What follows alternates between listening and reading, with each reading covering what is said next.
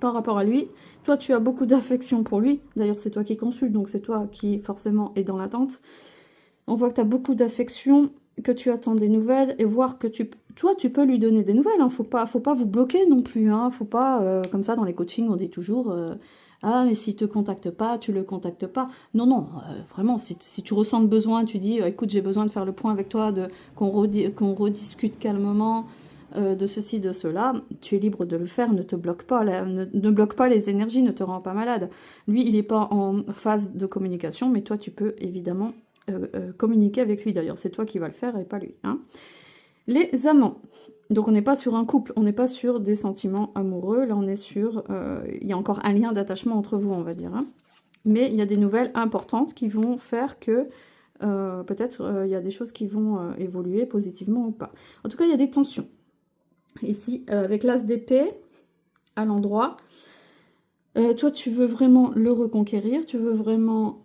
obtenir la vérité, tu veux trancher, tu veux avoir raison, tu veux faire justice un peu de ce qui s'est passé. Apparemment, il y a eu des événements, on sent qu'il y a eu des événements assez douloureux et difficiles. On voit pas bien.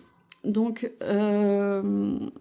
toi, tu veux vraiment aller à l'attaque. Donc, non seulement tu es explosive au niveau affection, et de l'autre côté, au niveau des tensions, là, on veut marquer quelque chose, quoi. On veut transpercer, on veut le conquérir, on veut frapper.